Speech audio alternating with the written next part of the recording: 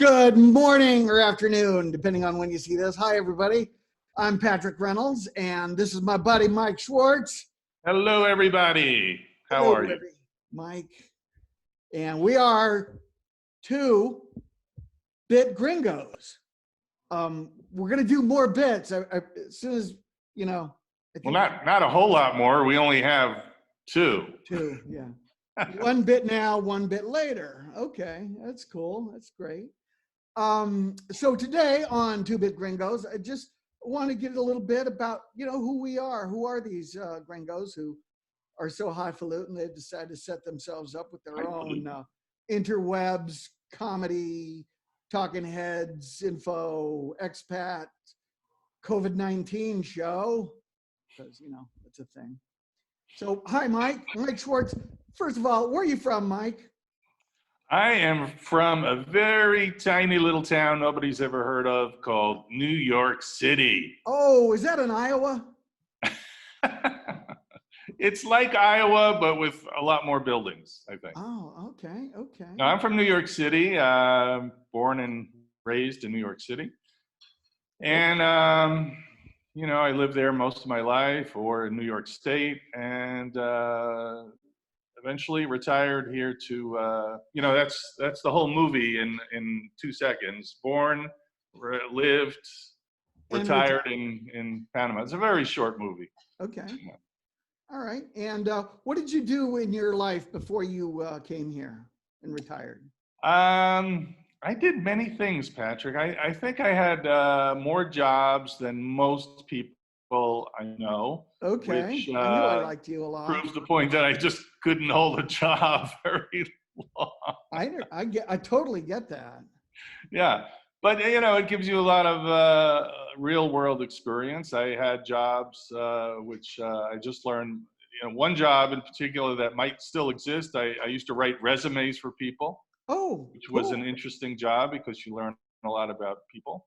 Oh, man. And I don't think they have like paper resumes anymore. That's what we did. We printed very nice paper resumes, looked like a, invitation or something like that. Nice paper and everything, and we made it look really good. I learned a lot about people, but I did hold a lot of jobs until I went into the family business. And this is another weird thing about me. I actually sold baby shoes, personalized baby shoes. Well, baby's got to wear shoes sometimes. Baby's got to have shoes, and they were little shoes. The company is still there. I have no connection to the company any longer. But we made little shoes with the baby's name and birth date on the sole. So in your case, it would say Patrick in gold. They're very beautiful. I still recommend them, babyshoe.com, if you want to check it out. Did you have a sign, or if you didn't, you probably should have, a hand rolling some dice, and above it says, "Come on, baby needs new shoes." Fuck, and I just poured water all over my console. Okay, that's all right. My phone's okay. It's okay. It's wet, but it's okay. And I didn't mean to say live on TV. That's going to go in our blooper reel. Two Bit Gringo blooper reel. If you're offended by bad words or swearing, get a little closer to the computer. Okay, so okay. Well, if you're offended by anything, you're in the wrong place. Basically. Anyway, to finish the joke, the sign should say, baby needs a new pair of shoes. So, if you have that, wow, get that. Oh, that joke, that one that started 5 minutes ago. You know how I am. I like to go back to things we started 20 minutes ago. Finish the joke. So you got out of the baby shoe biz and all the other amazing jobs that you had, right? And then you said, "Goodbye, rat race. I'm tired of racing rats." And hello, Panama. What made you come to Panama? Hello, Panama. Yeah. Well, I think what prompted me and a lot of people to investigate Panama is Google, for one. When you search places to retire, Panama is always high up on the list, and for good reason, I think. And the fact is, people, I could not afford to live in New York State any longer. I just Right. couldn't afford it, you know? Right. And then you start saying, well, if I can't live in the place I was born and raised, where am I going to live? You know? Yeah. So when you investigate, you know, whatever options you have, Panama is a very good choice, especially if you don't like the winter, you don't like snow. I haven't seen a lot of snow here. Have you, Patrick? And that's a great thing, because you know what? I hate snow. I hate snow too. I grew up in Denver, and I remember, you know, as a little kid. Nothing against other white elements, you know, other white weather patterns, but snow is not my favorite. Exactly. I'm thinking, you know, as soon as I grow up, I'm getting the heck out of this place, because I do not love snow at all. Do not love snow. No snow, no cold. All right, so that's you know, we can investigate more about me. But what about you, Patrick? You were you had a similar path, I think. Kind of similar, yes. I had many jobs. In fact, I wrote a list. I was going to make a resume, and I thought, why make a resume? I'll just make a list of every job I've ever had. And it's somewhere between 54 and 60 jobs, I think. Jobs, careers, vocations, Right. stuff like that. And I had to leave the rat race too. Surprisingly, I'm not actually retired, just chronically unemployed. So I still do side hustles and hustles. That makes a great business card, by the way. Chronically unemployed. I know, huh? Yeah. I pass it out whenever I go in for a job interview 6 years ago, whenever it was. So yeah, and like you, Google, and there's a company that promotes living internationally, if you will. The company they'll remain nameless because they're not sponsoring us. Why should we give them free stuff, you know? And yeah, Panama was a place. Panama and Costa Rica. We came and checked them both out and found out Panama, a lot cheaper than Costa Rica, a lot safer, a lot less crime and crime paranoia. Every single house I've seen in Costa Rica has a 12-foot wall with concertina wire around it to protect a tiny 200 square foot house, you know? So yeah, we got to Panama and drove around the country, went down to Padasi and all these other places. And, you know, of course, Panama City, which we had been to before. We came to Panama City back in 2005 for a little respite, and got to Boquete and thought, wow, this feels like home, you know? Right off the bat, we met cool people. There was a French restaurant. It was entertainment. There are people playing musical stuff and, you know, drums and things. And, you know, we have to say, even though we're not sponsored by anybody, we're not on the Chamber of Commerce of Boquete, but it was the same for me. Panama is great, but Boquete is in my mind, the creme de la creme, the place to be. There's so many activities here, and you know, and you know, like a lot of Patrick alluded to, music, art, all kinds of things to do. Live music every night of the week, almost. Yeah. When you're not in quarantine, that is. When you're not in quarantine. Yeah. But we are in quarantine, so. And I'm glad I'm here for it. We should get to our guest. Yes, we should, because the ticker is a ticking. Ladies and gentlemen, we have a very special guest today. If he's still here. Oh, there he is. And I'm just going to let him in and say, ladies and gentlemen, Mr. Al Stefanelli. Al. Hey. Al, good morning. Good morning. How you feeling today? I am doing wonderful. All right. How about you guys? All right. We're doing great. For those of you who don't know, and if, you know, everybody in Boquete knows Al. Al, you are the Walter Cronkite of Boquete. Indeed.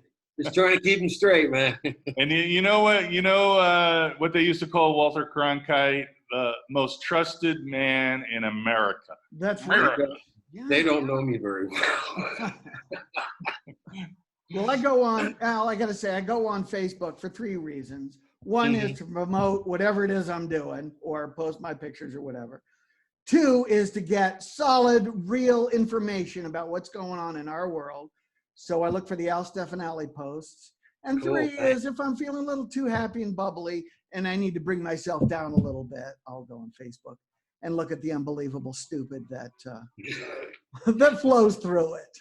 It just burns, doesn't it? It does. It's You like know, drinking Drano. it used to be that I'd keep a cup of coffee next to my laptop when scrolling through Facebook. Now I just keep burn cream. That's excellent advice, Al. Excellent advice. So Well, Al, for the info hounds out there, for the people looking for real information, here it is. What is today's day? Where are we? May 4th? Is that Today is It's May 4th. Yeah. May 4th? That was the first bit of information we got from Al, the Yeah. correct date. It's the What's going on here in Panama and in Boquete? What's any news on the horizon? Big stories? Yeah. Good stories. Good Yeah. stories? Yeah. What's a good I have scoop? stories. Well, no, there's progress being made, but it's not going the way I think a lot of expats would like it to.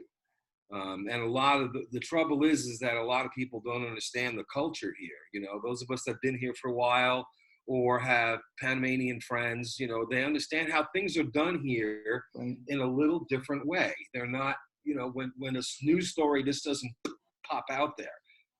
Like the one about slowly lifting the quarantine. Right. You might hear for a week, we're planning on doing this. We're going into this phase. We've got people together, you know, and then after 4 or 5 times, you might see some results. Wow.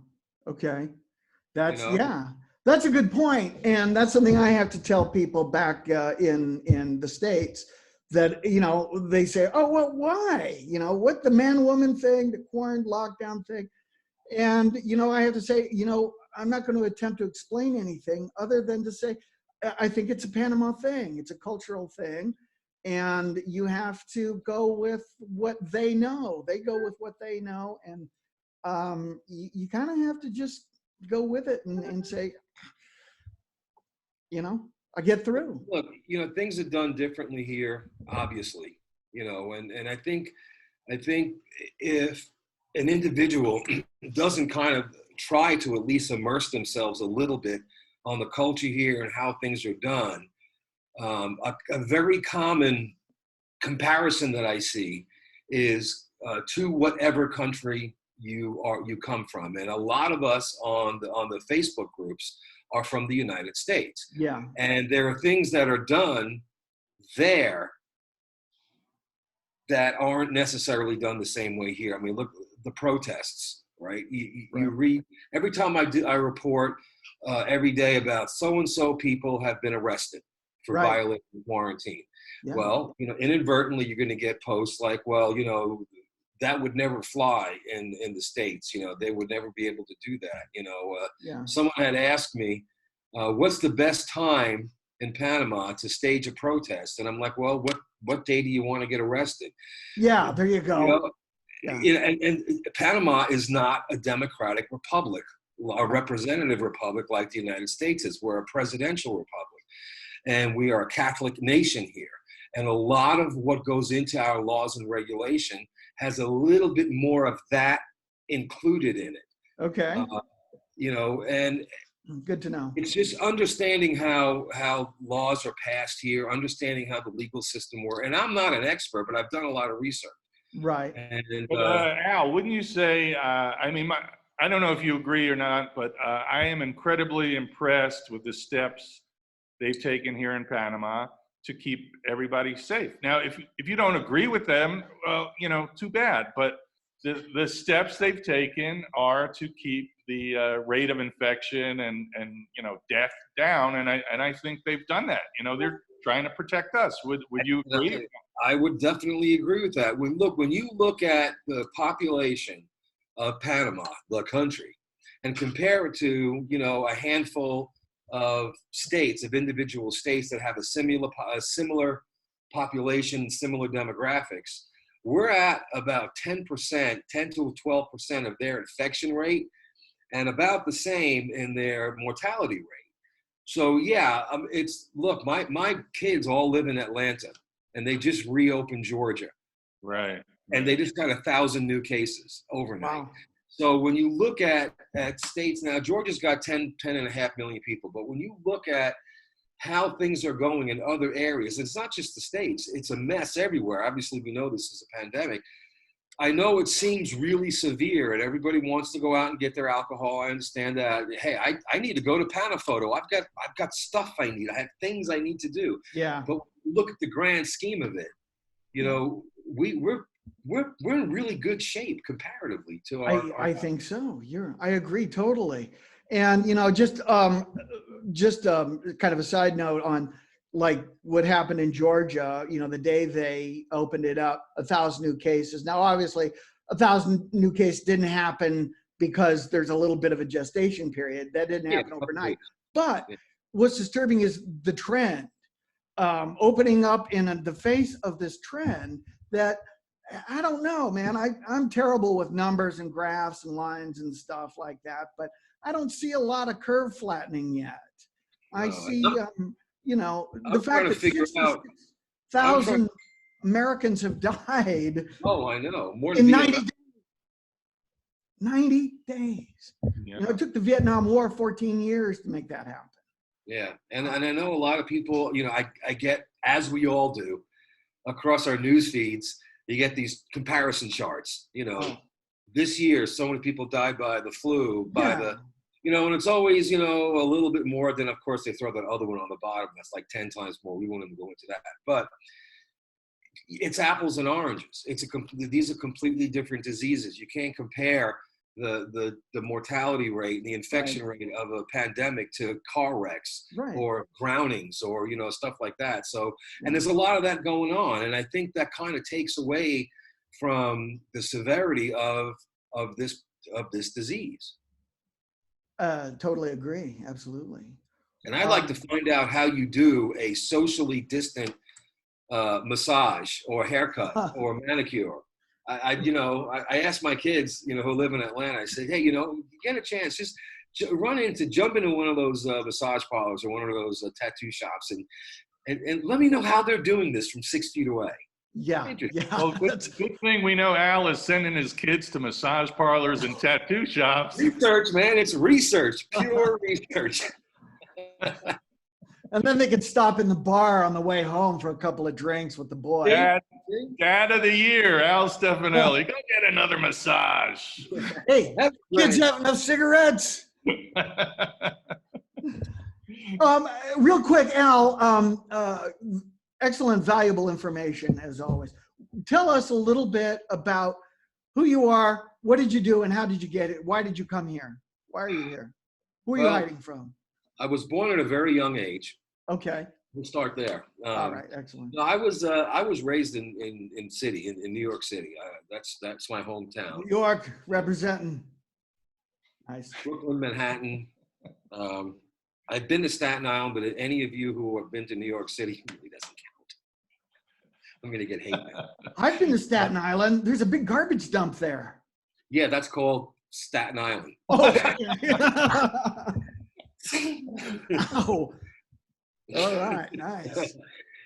Well, you know, I've done a lot of things, you know, through my life. I've been in several different industries as career-wise, but the one thing that has remained constant through my entire adult life is writing and news and TV broadcasting. I wrote for the New York Times from 1985-ish somewhere to 1993, and then nice.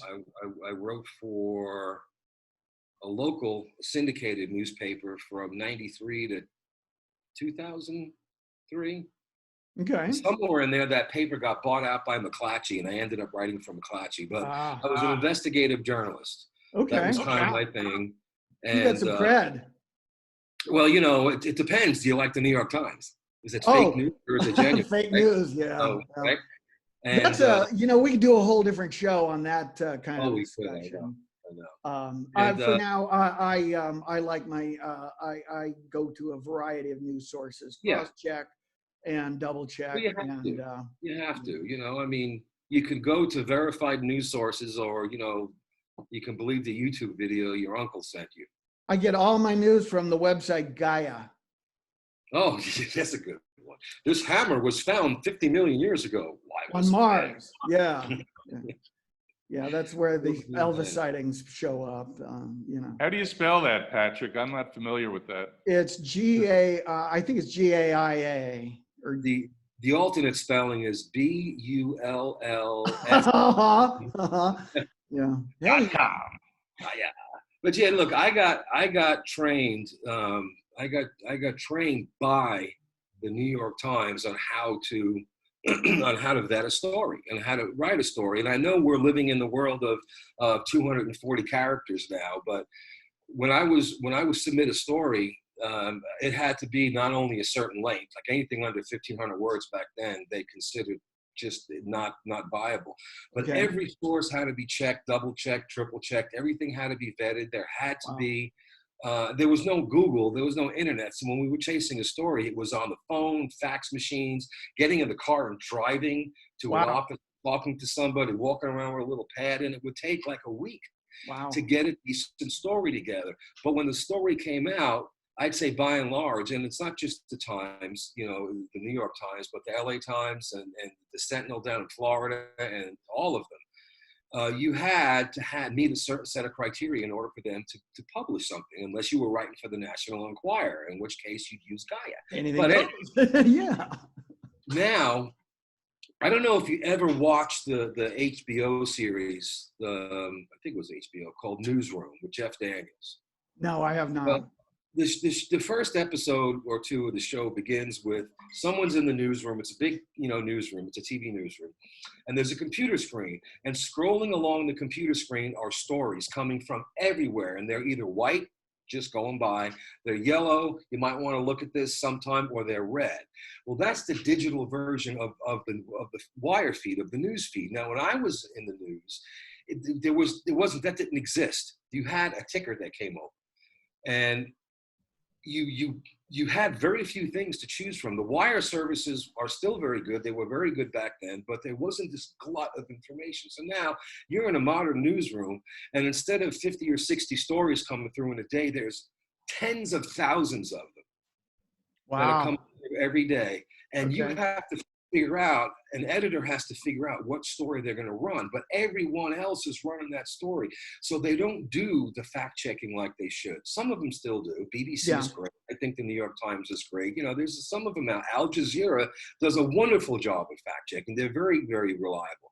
Yeah. But there's so much information coming out now, and we live in the world of now. The story's got to get now. It shows up on the computer screen at 7 o'clock in the morning. You need to have something out by 9 or 8:30 to beat everybody else. So you're not really putting in the effort that you should. And a lot of these news stories, the wire service is like, here's the story, and here's a stock image, right? Getty Images owns just about 90% of the images in the world. So they'll pull that right off the wire and run it, which is why sometimes you see the same picture for a beach in Australia and a beach in San Francisco and a beach in Arizona, okay? Yeah. People are like, oh, this is fake news because I saw this picture on it. No, come off the wire service that way. And they don't have time to go looking for their own picture or to rewrite the article, which is why you see a lot of similar stuff. I think the number of news sources is overwhelming. It's overwhelming to me, I can say that. And I think it's overwhelming to everybody. And I think what happens is every person out there can take one little bit of information and either mislead people, misconstrue it, not understand it, or just completely lie about something.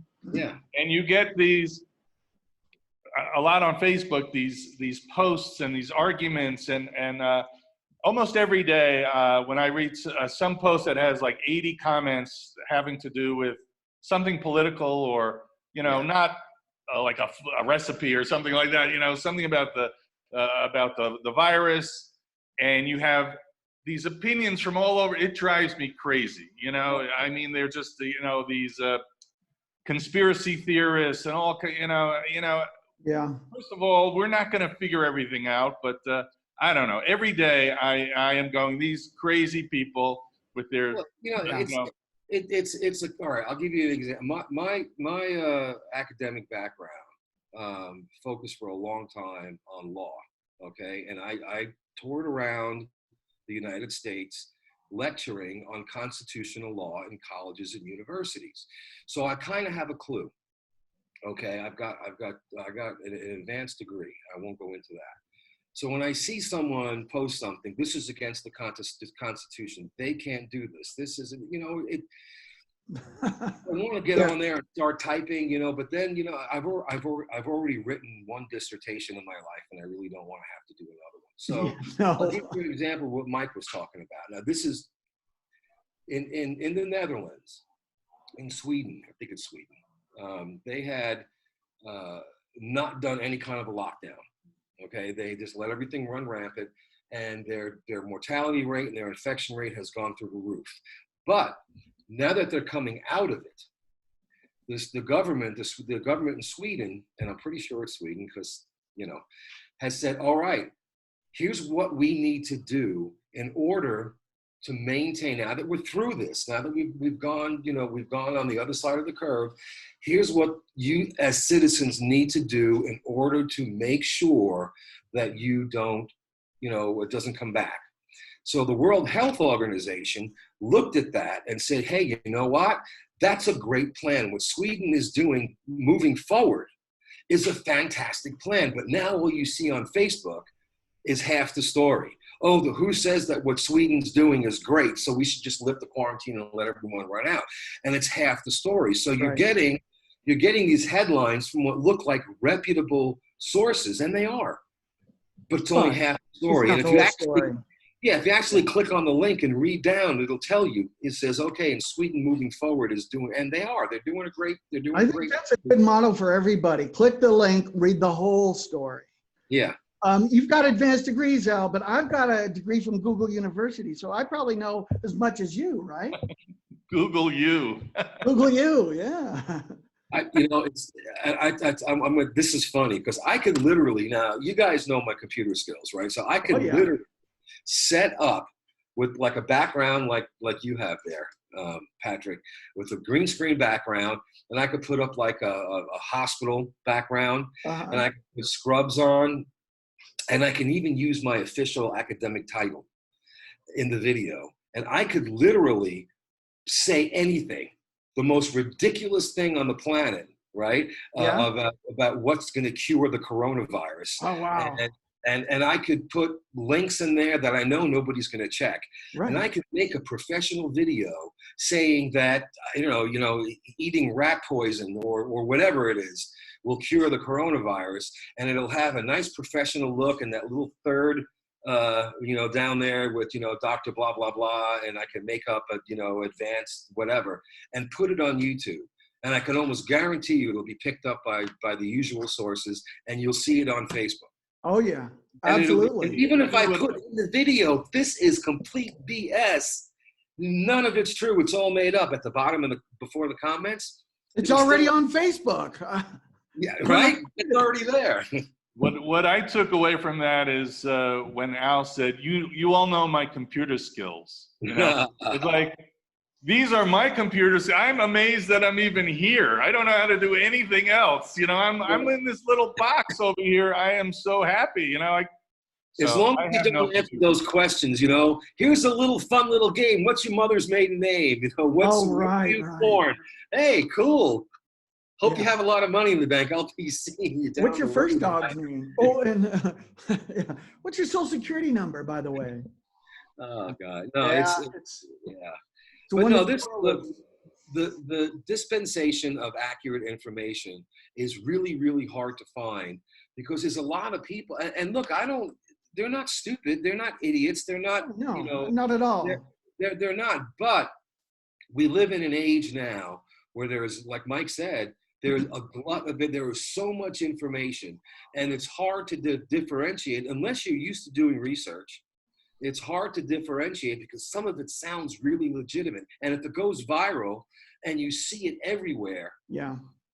you know, you're inclined to believe, okay, because it'll make sense. You know, Right. it may make sense. If you see But it, if you see it enough, it happens to me as well. It happens to everybody. You see it enough, you start to think, well, maybe there's something here. Maybe Elvis didn't die and went back in time and killed Hitler, and you know, whatever. It's a Doctor Who episode, isn't it? And they're both living on Mars now. Yeah. And look, even some of these drug trials that are going around, like the hydrochloroquine, zinc, and thing. Nobody has said, no legitimate physician or doctor or anyone who's a research scientist has said that it doesn't work. That never came out. And the stories out there that say that it does have some sort of a positive effect aren't BS either. What the official story is they want to make sure that this and any treatment for any disease, virus or whatever, is administered under medical supervision, either in a hospital or by, you know, a doctor. Right. And again, it's the same cycle. You're getting half the story. Right. And you're only getting this, you know, it's biased to whatever worldview ideology that you have.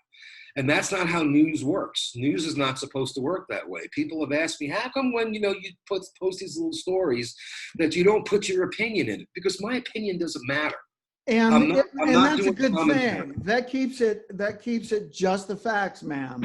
You know, yes. My opinion doesn't matter. That was my point about all these Facebook posts, is that you know, opinions are like assholes. Everybody has one, and they all stink.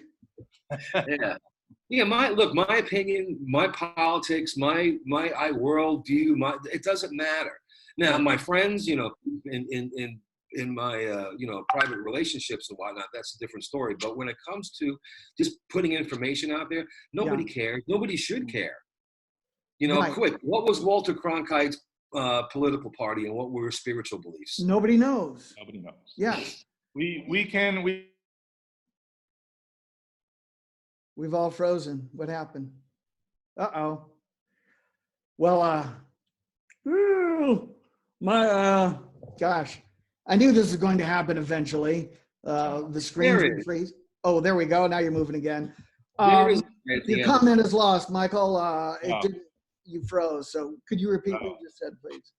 Well, I just gave an inspirational, you know, speech about hope and faith and love and kindness. Thank you, Mr. Bacon. Or something like that. I don't know. No, there is a light at the end of the tunnel. This eventually will. I mean, it happened with SARS, it happened with MERS, it happened with Ebola, it happened with every major pandemic. We will get past this. There will be a vaccine, and we will return to some sort of normalcy. But you have to look at all the major world events that have happened, whether they be pandemics or whether they be acts of terrorism. There's always a permanent change somewhere moving Absolutely. forward. We know this because we have to take our shoes off at the airport. Exactly. Right? Yeah, Al, I just realized where I know you from in New York City, from driving that cab. You have that little hat on that looks like. Yeah, I did. I actually did for a little while drive a cab. You knew it. I knew Where it. to, pal? But I wouldn't have thrown you out of my cab because I know you would have tipped really well. He's a big tipper. Dreams. You know, just Anyway. a comment on what you're saying about journalism, Al. One of the things that I think it would be good for people to do is differentiate between journalism and TV news. The thing about TV news, and not that the people that you're seeing, they're not journalists, but a lot of what you see on TV is for profit. And the fact is, I was in the entertainment and TV industry for close to 40 years. And all of the people that you see on your cable news, your nightly news, they have agents. Just like me. And they're in the same union that I'm in. Well, Patrick, I think we have to wrap it up. We have under a minute to go. So. Right. Just quick. to say, there is real journalism, and then there's for-profit television. And in 30 seconds, all right? Journalism is an umbrella. You have a lot of different types. You have entertainment journalism. You have news journalism, which is what what I do. You have investigative journalism. You have there's a lot of different types of journalism, and the trick is to understand what you're looking at. The talking head doing a commentary, an opinion, is not a news journalist. It's not news, right? Still a journalist, not a news journalist. This is about to end abruptly. Thank you, Al, for being with us today. Thank you, Al. Excellent stuff. Thank you for inviting me. Look forward to reading what's happening later on. And Michael Schwartz, thank you for being a big part of this. Thank you, Patrick. I hope you guys have a beautiful week and a great day, and stay safe and stay the hell home. And this is for you, Mike. Yeah. Yeah. Drummers unite. Right on. Here we go.